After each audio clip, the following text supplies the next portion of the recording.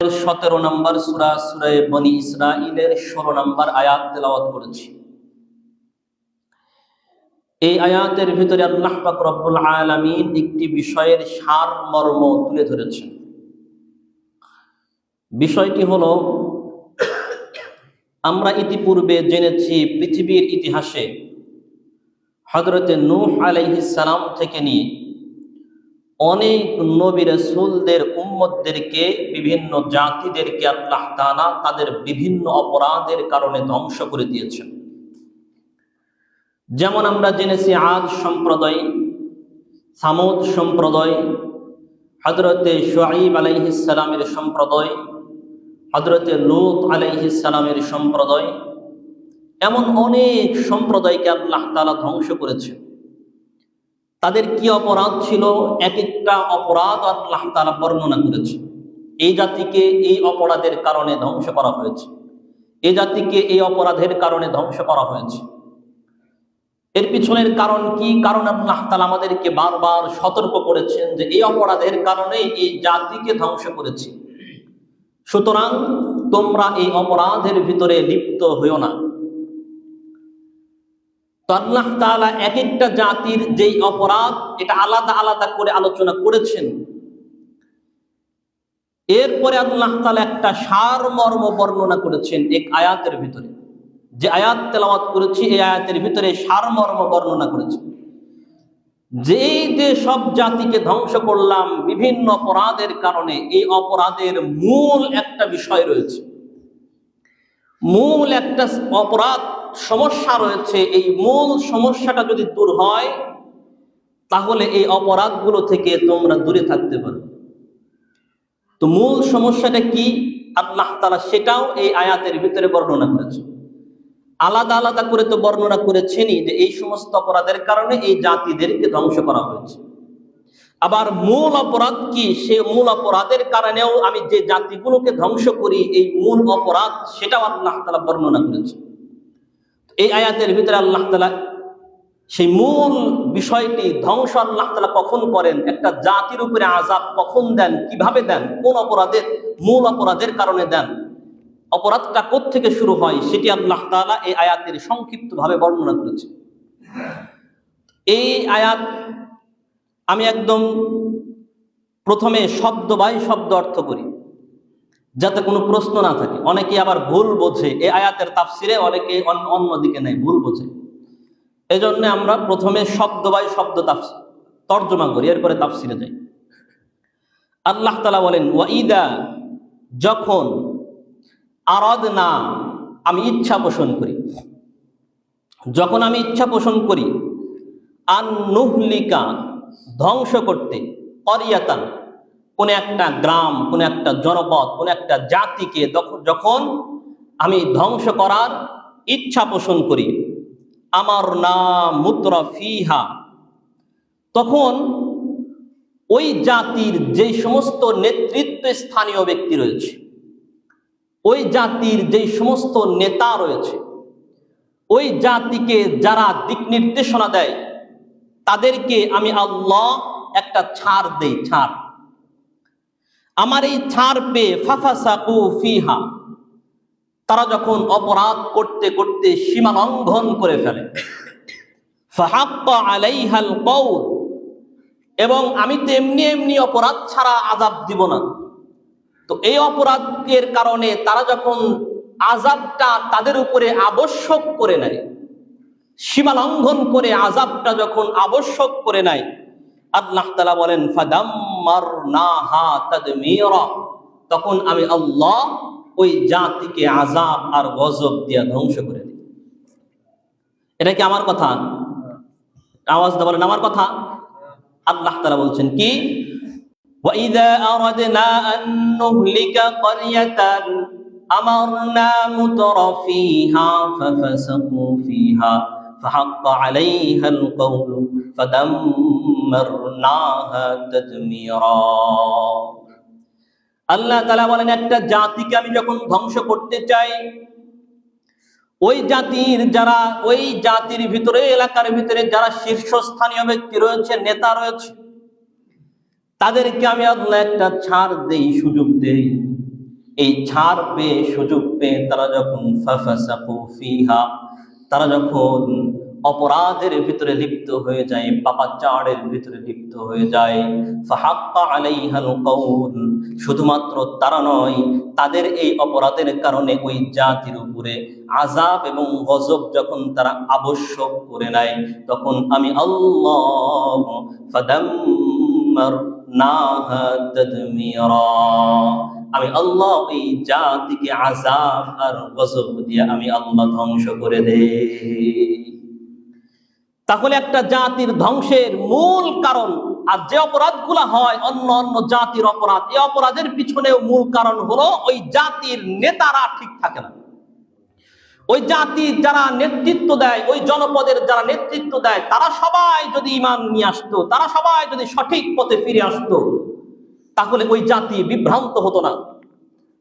এই বিভিন্ন অপরাধ মূল শুরুই করে ওই জাতির যারা নীতি নির্ধারক, যারা নেতা, যারা নেতৃত্ব স্থানীয় রয়েছে তারা।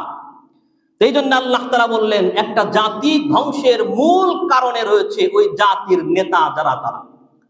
সুতরাং তোমরা যখন কোন নেতা সিলেক্ট করবে, শুধুমাত্র দেশের ক্ষেত্রে নয়, সমাজ থেকে শুরু করে প্রত্যেকটা সেক্টরে তোমরা যখন কাউকে দায়িত্ব দিবে, তাকে যখন নেতা তোমাদের নেতৃত্ব স্থানীয় ব্যক্তিগত বর্গ যখন সিলেক্ট করবে, এ কথা চিন্তা করে সিলেক্ট করবে যে তাদের কারণে, তাদের অপরাধের কারণে, তাদের অপরাধের কারণে আল্লাহ তাআলা যেন আমাদের উপরে আল্লাহর আযাব আর গজব দিয়ে যেন আমাদেরকে আল্লাহ তাআলা ধ্বংস করে না দেয়। আল্লাহ তাআলা বলে দিয়েছেন, তোমাদেরকে সতর্ক করলাম, তোমরা যেই নেতা সিলেক্ট করবে, তোমরা তোমাদের যেই রাষ্ট্রপ্রধান থেকে শুরু করে প্রত্যেকটা সেক্টরে তোমরা যাদের অনুসারী হবে, এই সমস্ত নেতা সিলেক্ট করবে, অবশ্যই এমন ব্যক্তিকে সিলেক্ট করতে হবে তারা যেন অপরাধের ভিতরে লিপ্ত না হয়। যদি অপরাধের ভিতরে লিপ্ত হয়, তাহলে আল্লাহ বলেন ওই নেতা সহ ওই জাতিকে আমি আল্লাহ ধ্বংস করে দিই। ওই ধ্বংস করার মতো অবস্থা তারা নিজেরাই তৈরি করে, আল্লাহ তাআলা বলেন আমি ধ্বংস করে দিই। তাহলে নেতা সিলেক্ট করতে হবে খুব ভেবে চিন্তা ভাবনা করে, যেন আমার এই একজন নেতা সিলেক্ট করলাম, এই নেতার কারণে যেন আমার উপরে কোনো আযাব, আমার এই জনপদের উপরে, আমার এই গ্রামের উপরে, আমার এই অঞ্চলের উপরে কোনো যেন আযাব আর গজব যেন না আসে। তাহলে নেতা কেমন সিলেক্ট করতে হবে তারও কিছু দিক নির্দেশনা আল্লাহ তাআলা দিয়েছেন।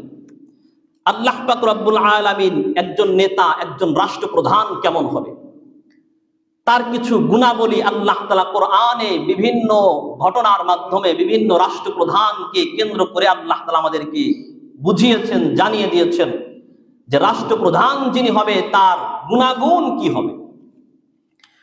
এক নাম্বার, রাষ্ট্রপ্রধান যিনি হবে তার গুণাগুণ, এক নাম্বার গুণ হলো আল্লাহ তাআলা বলেন 38 নাম্বার সূরা সাদের 30 নাম্বার আয়াত, আল্লাহ পাক রব্বুল আলামিন বলেন যে রাষ্ট্রপ্রধান যিনি হবে তার এক নাম্বার গুণ হবে তার ভিতরে আল্লাহর ভয় থাকতে হবে। আল্লাহর ভয়, পরকালের ভয়, আল্লাহর ভয় থাকতে হবে যিনি রাষ্ট্রপ্রধান হবেন। এটা বলতে গিয়ে আল্লাহ তাআলা হযরত দাউদ আলাইহিস সালামের উদাহরণ দিয়েছেন। 38 নাম্বার সূরা সাদ 30 নাম্বার আয়াত আল্লাহ তাআলা বলেন, ওয়া ওয়াহাবনা লিদাউদ সুলাইমান নি'মাল আবদু ইন্নাহু আওয়াব। আমি হযরত দাউদকে সুলাইমান দিলাম, সুলাইমানের মতো একজন রাষ্ট্রপ্রধান দিলাম। দাউদ আলাইহিস সালাম তিনিও একজন রাষ্ট্রপ্রধান ছিলেন। আল্লাহ তাআলা বলেন দাউদ এমন রাষ্ট্রপ্রধান ছিলেন, ইন্নাহু আওয়াব, যিনি আল্লাহর ভয়, আল্লাহ ভীতি যার ভিতরে ছিল, খোদা ভীরু যার যিনি ছিলেন, এমন একজন রাষ্ট্রপ্রধান ছিলেন হযরত দাউদ। সুতরাং তোমরা যখন রাষ্ট্রপ্রধান সিলেক্ট করবে, অবশ্যই এক নাম্বার গুণ দেখতে হবে এই রাষ্ট্রপ্রধানের ভিতরে আল্লাহর ভয় আছে কিনা, পরকালের ভয় আছে কিনা। আল্লাহর ভয় আর পরকালের ভয় যদি একজন রাষ্ট্রপ্রধানের ভিতরে থাকে, তাহলে ওই রাষ্ট্রপ্রধান কখনো 2 নাম্বারি করতে পারে না, দুর্নীতি করতে পারে না। এর অনেক উদাহরণ আমি আপনাদেরকে দিয়েছি। আরেকটা উদাহরণ আপনারা জানেন, জাস্ট মূল কথাটা বোঝানোর জন্য আপনাদেরকে একটু বলি। আমাদের ইসলামের ইতিহাসের অন্যতম একজন ন্যায় শাসক ছিলেন হযরতে ওমর। হযরত ওমর একদিন রাত্রির গভীরে জনগণের খোঁজ খবর নেওয়ার জন্য যখন রাস্তা দিয়ে চলতেছিলেন, এমন সময় তাকায়া দেখেন যে একটা অন্ধকার একটা জায়গায়, একটা তাঁবুর ভিতরে একজন মহিলা, তার আশেপাশে 2-3টা বাচ্চা কান্নাকাটি করতেছে। আর সেই মহিলা চুলার উপরে কি যেন রান্না করতেছে। হযরত ওমর দূর থেকে লক্ষ্য করলেন, দীর্ঘক্ষণ পার হয়ে গেল, কি ব্যাপার, তাদের রান্না শেষ হয় না। বাচ্চাগুলো কান্না করতে করতে ক্লান্ত শ্রান্ত হয়ে তারা ঘুমায়া পড়ছে। কিন্তু হায় হায়, তো দেখা যায় রান্না শেষ হয় না। খাবার রান্না করতে এতক্ষণ তো সময় লাগে না। হযরত ওমর তিনি ওই মহিলার কাছে গেলেন। মহিলা হযরত ওমরকে চিনে না। মহিলাকে জিজ্ঞেস করলেন, মা, আপনি এত রাত্রিতে এখানে কি রান্না করছেন? আপনার রান্নার কোনো কিছুই তো দেখছি না। মহিলা বলেন, হে ভাই, চোখের পানি ছেড়ে দিয়ে পরে দুঃখের কথা কি বলবো। গত 3-4টা দিন হয়ে গেছে আমার এই ছোট্ট ছোট্ট সন্তানদের মুখে খাবার দিতে পারি নাই। ক্ষুধার যন্ত্রণায় সন্তানগুলো ছটফট করতে থাকে আর চিৎকার করে কান্না করতে থাকে। আমার কোনো খাবারের ব্যবস্থা নাই। আমি অনেক দূর থেকে এসেছি। আমি এসেছি এই এলাকার রাষ্ট্রপ্রধান হযরতে ওমরের কাছে। অনেক দিন হয়ে গেছে, আমরা তো খাবার খাই না। গত 3 দিন যাবত আমাদের সন্তানদের মুখেও খাবার দিতে পারি নাই। সন্তানরা যখন কান্না করে খাবারের জন্য, এই যে চুলার ভিতরে পানি গরম করে করে সন্তানদেরকে বুঝায় যে খাবার রান্না হচ্ছে, আর একটু ওয়েট করো, আর একটু দেরি করো, খাবার রান্না হয়ে যাবে। সন্তানরা মনে আশা নিয়ে বসে থাকে, আমি সন্তানদেরকে কিভাবে খাবার দেব, আমার কাছে তো খাবার নাই। সন্তানরা যখন কান্না করতে করতে ক্লান্ত শ্রান্ত হয়ে যখন ঘুমায়া যায়, আমি তখন সারাটা রাত্রি চোখের পানি ফেলে ফেলে আল্লাহর দরবারে সেজদাবনত হয়ে কাটায়া দেই। হযরত ওমরের সামনে যখন একজন মহিলা এইভাবে নিজের জীবনের বর্ণনা দিচ্ছেন, হযরত ওমর অর্ধ জাহানের খলিফা, চোখ দিয়ে টপ টপ করে পানি ঝরে। হযরত ওমর নিজের পরিচয় না দিয়া তিনি বললেন, আপনি এখানে দাঁড়ান, আমি একটু আসছি। দৌড়ে গেলেন, গোলামকে সাথে নিয়ে দৌড়ে গেলেন কোষাগারে। গিয়া হযরত ওমর 1 বস্তা আটা আরো কিছু সরঞ্জামাদি নিলেন। গোলামকে ডাক দিয়ে বললেন, হে গোলাম, এই বস্তাটা আমার মাথার ভিতরে উঠায় দাও, আমি নিয়া তাদের কাছে পৌঁছায় দিব। গোলাম বলে, ইয়া আমিরুল মুমিনিন, আমি গোলাম থাকতে আপনার মাথায় কিভাবে উঠে দিয়ে বলেন। হযরত ওমর চোখের পানি ছেড়ে দিয়ে গোলামকে ডাক দিয়ে বলে, গোলাম, কাল হাসরের ময়দানে আমি আমিরুল মুমিনিন ওমর যখন আল্লাহর সামনে দাঁড়ায় যাব, আল্লাহ যখন আমাকে ডাক দিয়ে বলবে, হে ওমর, তোমার অধীনস্থ একজন নারী শিশু সহ 3 দিন যাবত কিছু খায় নাই, তুমি নিজে খাবার খেয়েছো, তারা খাবার পায় নাই, খবর রাখতে পারো নাই। হে গোলাম, বলো তখন আমি আল্লাহর সামনে দাঁড়ায় কি জবাব দেব? সুতরাং যেহেতু অপরাধী আমি, এই অপরাধের শাস্তিও আমাকেই ভোগ করতে হবে, আল্লাহর সামনে জবাবদিহি আমাকেই করতে হবে। সুতরাং এই বস্তা তুমি আমার মাথায় উঠে দাও, আমি নিয়া তাদের পর্যন্ত পৌঁছায়া দেই। এই যে হযরত ওমরের আল্লাহর ভয়, এই যে হযরত ওমর রাত্রি বেলায় জনগণের ঘুরে ঘুরে খোঁজ খবর নিতেন। কেন? একটাই কারণ, তার ভিতরে ছিল আল্লাহর ভয়, পরকালের ভয়, আল্লাহর সামনে জবাবদিহিতার ভয়। আল্লাহ বলেন যে হবে রাষ্ট্রপ্রধান, তার 1 নাম্বার গুণ হবে যে সে আল্লাহর ভয় তার ভিতরে থাকবে, পরকালের ভয় থাকবে। সুতরাং সাবধান, তুমি যাকে রাষ্ট্রপ্রধান নিযুক্ত করবা, তুমি যার অধীনস্থ থাকবা, এমন রাষ্ট্রপ্রধান নেতা যখন সিলেক্ট করবা, 1 নাম্বার গুণ থাকতে হবে আল্লাহর ভয়, পরকালীন ভয় তার আছে কিনা।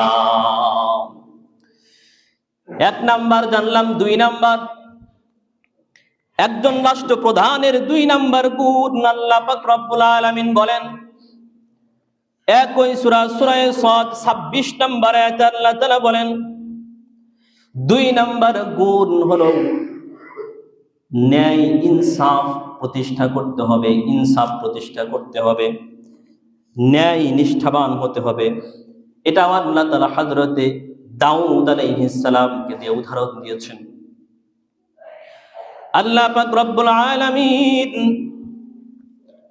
হযরতে দাউদ আলাইহিস সালামকে ডাকতে বলেন, হে দাউদ,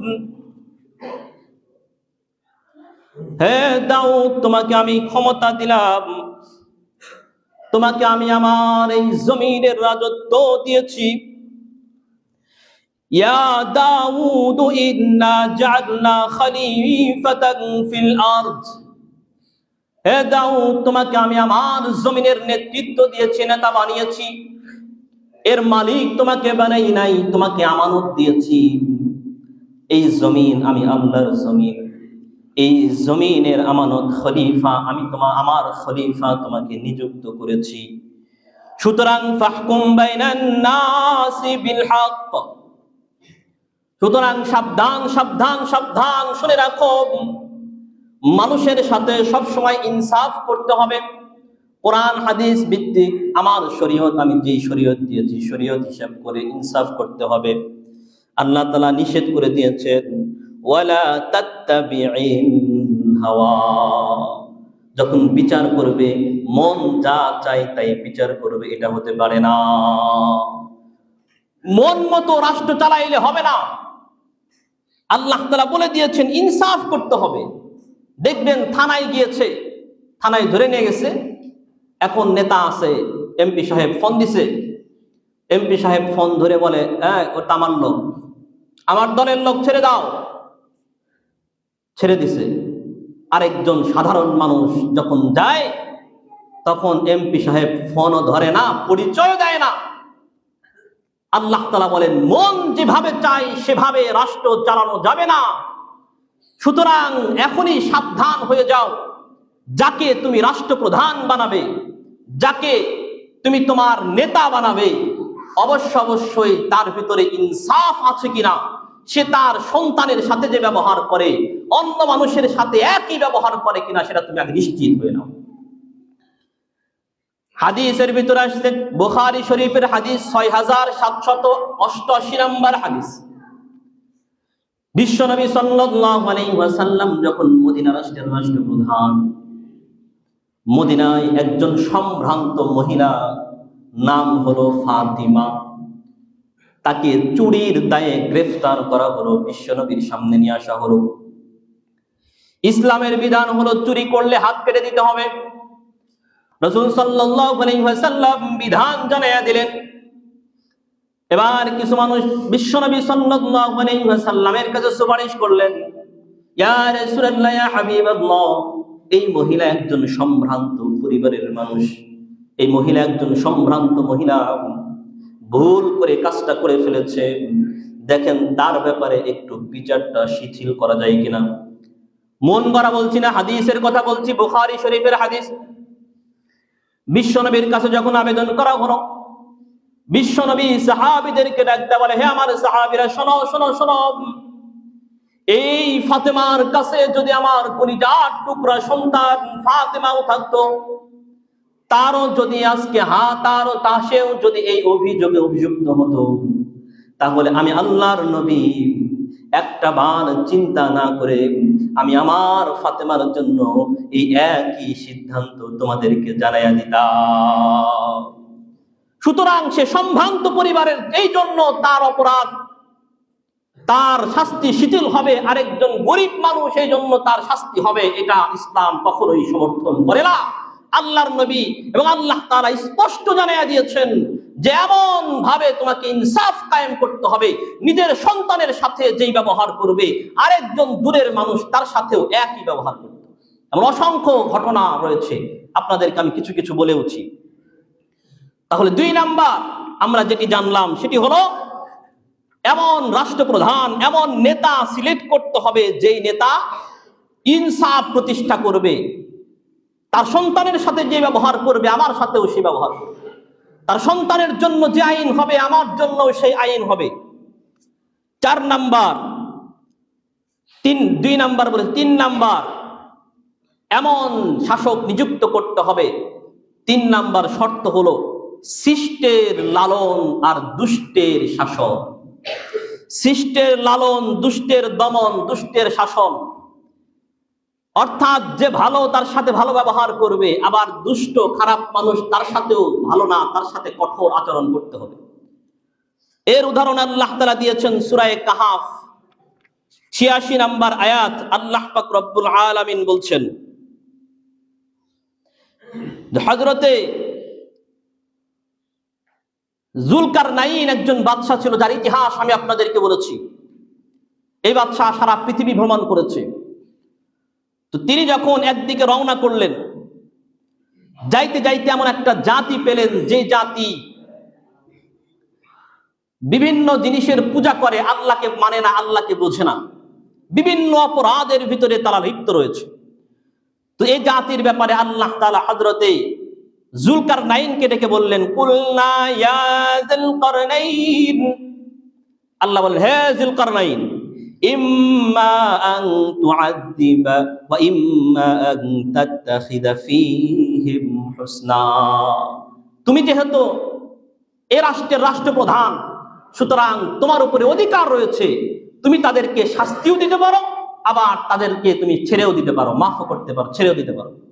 হযরত যুলকারনাইন তিনি কি করলেন, তিনি দেখলেন তাদের ভিতরে দুষ্ট কারা, ঈমান আনে না কারা, বিভিন্ন অপরাধের ভিতরে লিপ্ত কারা, তাদেরকে শাস্তি দিলেন। আর ভালো মানুষ যারা, তাদেরকে তিনি মুক্ত করে দিলেন, তাদের বিভিন্ন ব্যবস্থা করে দিলেন।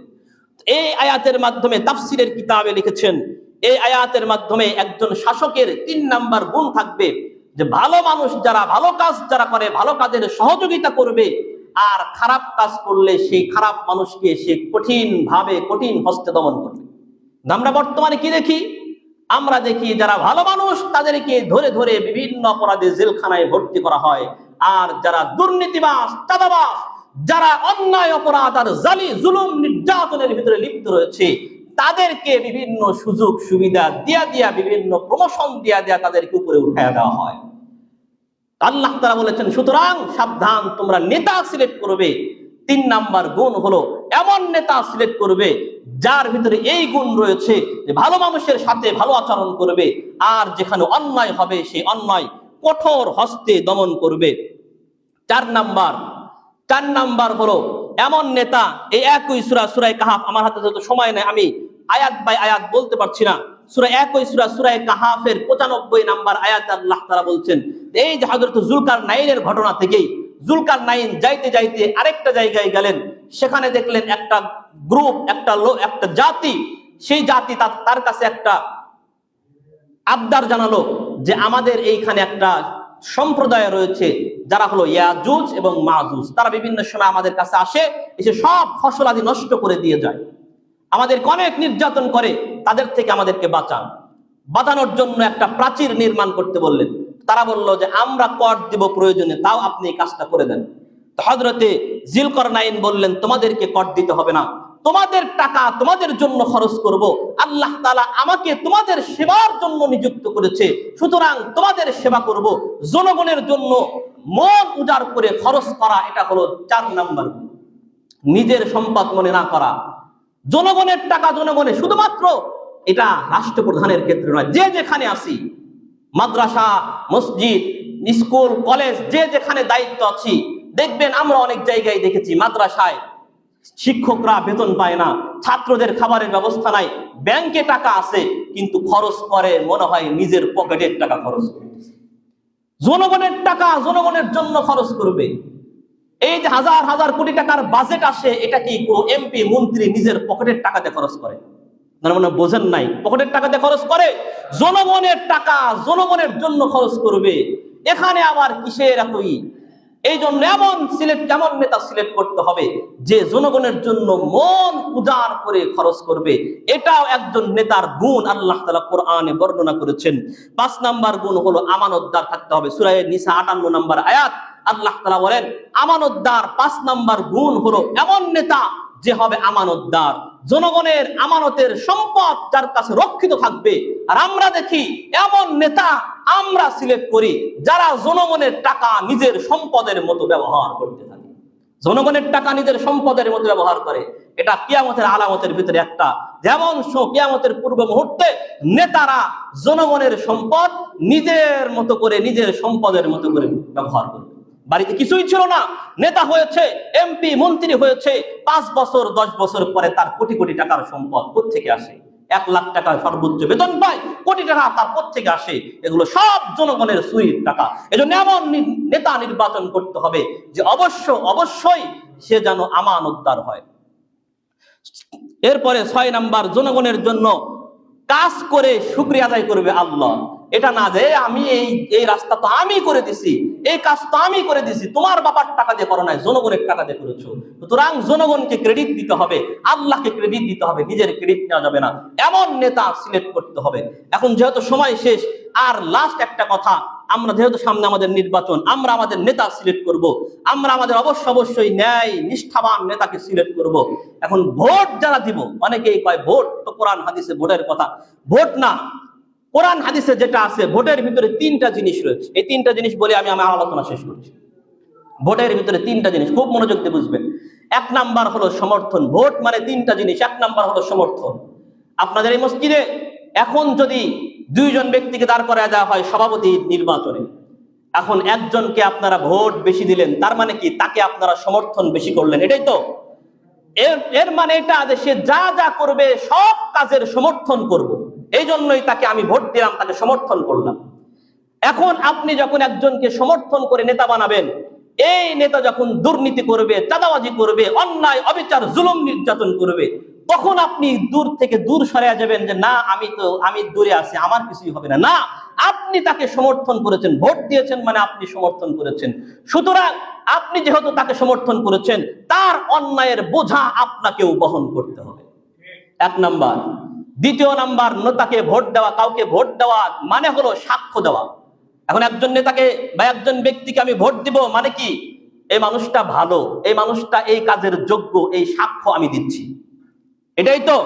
এখন একজন 2 নাম্বারি কাজ করে, একজন অন্যায় মিথ্যা কথা বলে, অন্যায় কাজ করে, জুলুম নির্যাতন করে, আপনি তাকে ভোট দিয়ে সাক্ষ্য দিচ্ছেন না এই লোকটা এই কাজের যোগ্য, এই লোকটা ভালো মানুষ, আমানতদার, অথচ সে জনমের টাকা চুরি করে বিদেশে পাচার করেছে।